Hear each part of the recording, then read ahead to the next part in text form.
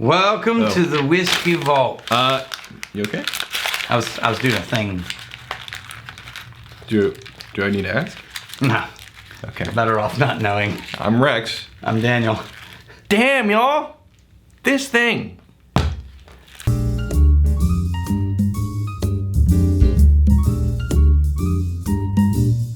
Okay, this is the last of the whiskeys that Ben Stoll donated to become patron saint. Ben Stoll!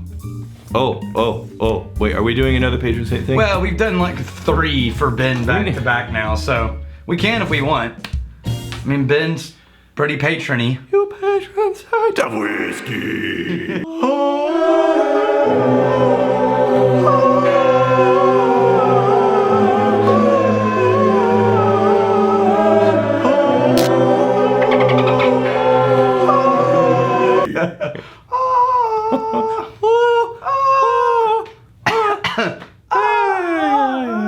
Ooh, it's got the sharp bits right there where you would twist and turn. That's how I've cut my thumb multiple times.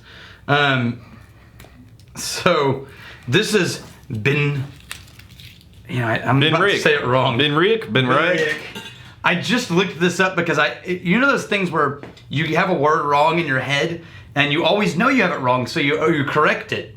And you correct it to the correct thing, but then you start to remember that you always get it wrong, and so you distrust even your correction. This is Pedro Jimenez. Okay. Now we're gonna compare this. This is 17-year-old whiskey right here. 17, good lord. Yeah.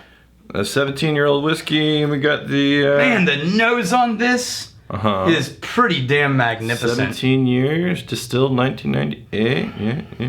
Good night. Yeah, oh, I know. Smell that. I did. It smells lovely. Holy crap. Lovely, not challenging. Fruity. Yeah. Slightly spicy, but not really peppery. I'm getting almost apples. Almost an Irish butter note. Almost, but it goes too much into the dark berry. Yeah. It just as it starts to turn buttery, it goes into berries and cream. Oh, that's just all kinds of special. Dark too, man. That is 17 years. With a cigar? Hey. So this is bottle 432 of 653 bottles, distilled in 1998. Cask number 5172. 17 years old, bottled on July 2015. Cask type Pedro Jimenez. That is just a sweet wood adventure. Man, that is good. So can we just shut up the for one? people? Just shut up. Just enjoy it. Just shut your damn mouth. That is pretty magnificent. The taste mirrors the smell. Does it? So instead of getting this taste and then our smell and then the taste changes direction. Yeah. This is just everything you found in the nose, which is vibrant and dynamic. Right. Everything you found in the nose just becomes 3D in the taste. So it just unfolds in the same direction, right? It's like seeing the colors of a flower petal, and you know what color the flower is going to be, and then it opens, and it's more magnificent, but it doesn't change from blue to red. It goes where you think it would go, but it's not boring because of that. This says Heart of Speyside. Really? Look, Heart of Speyside. Oh, it says it on the bottle. Yeah. This says Heart of Speyside.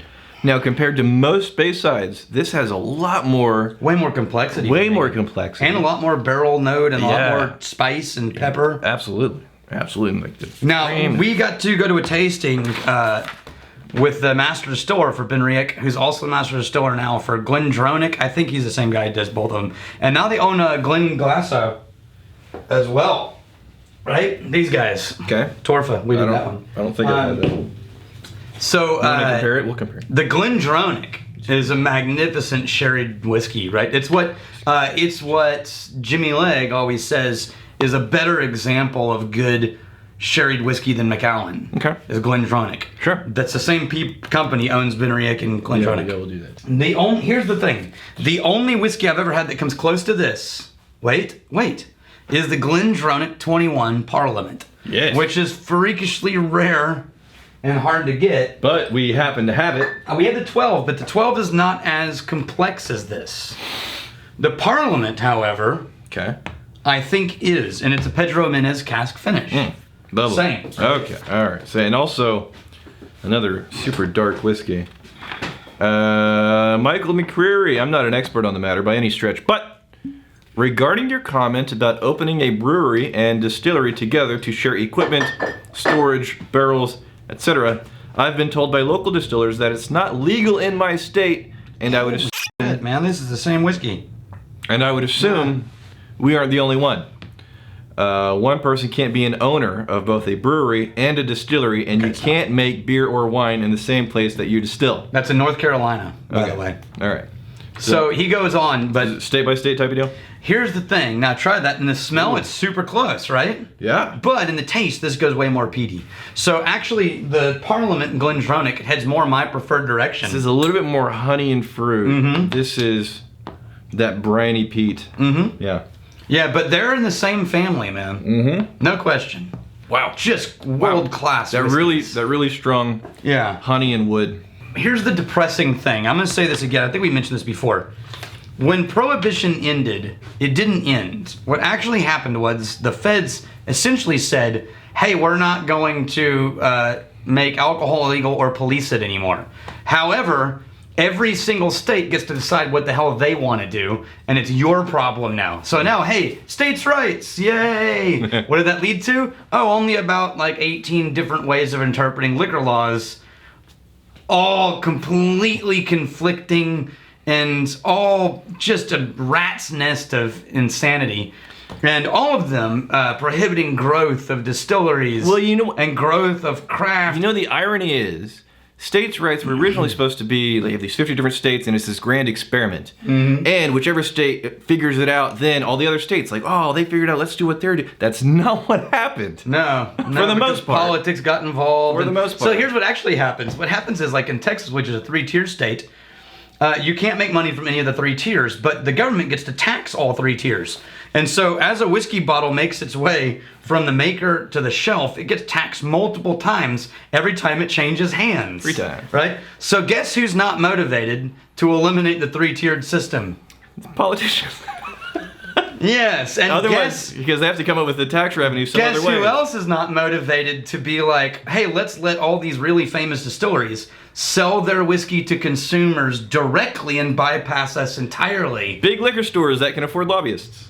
Yes. So, when it's like Balcones, they could ship their whiskey all over the damn world because they are so well known. They could probably ship half of their stuff directly to consumers if it was legal, right?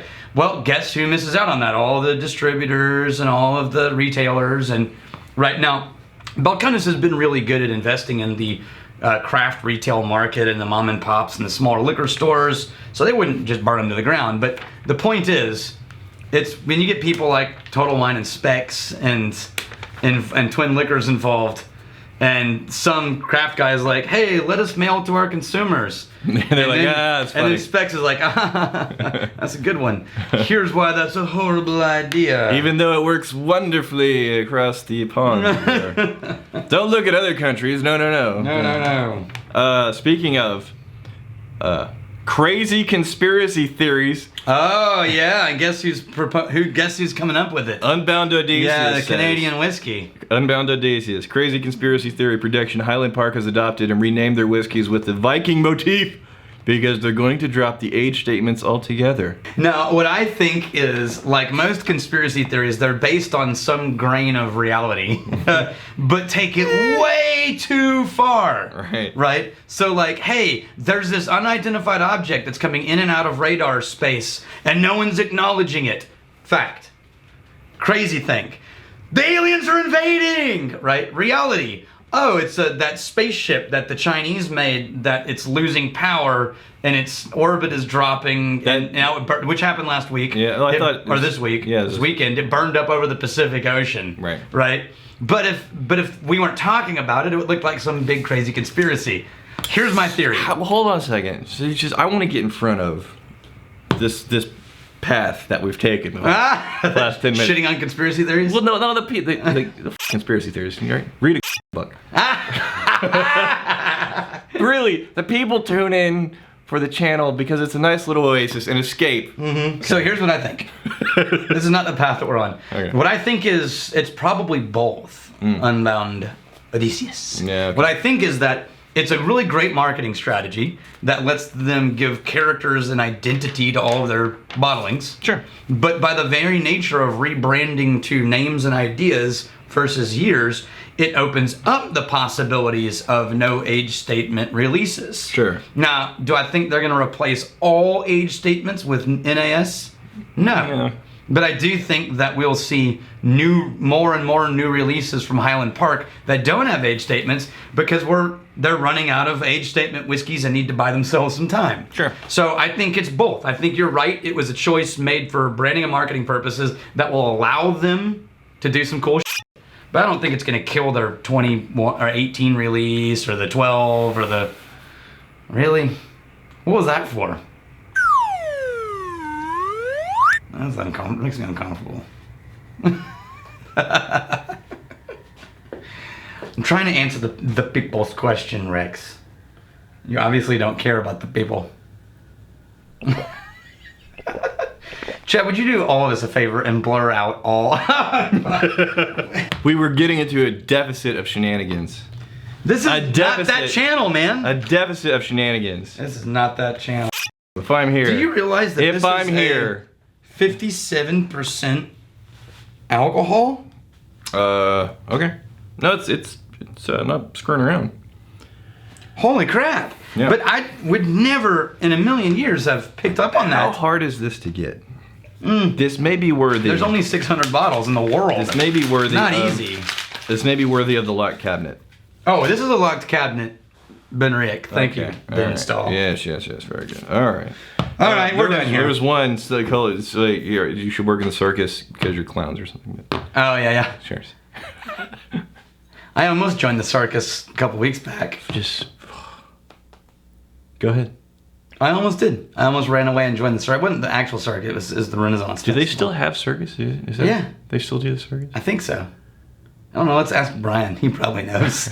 He's a circus kind of guy. Yeah. All right. Here's to fighting, stealing, and drinking. If you fight, may you fight for a friend. If you steal, may you steal a lover's heart. And if you drink, May you drink with us. Hey, thanks for hanging out with us in the Whiskey Vault. Don't forget to throw in a like, hit that subscribe button on the bottom right, drop a question or comment down below.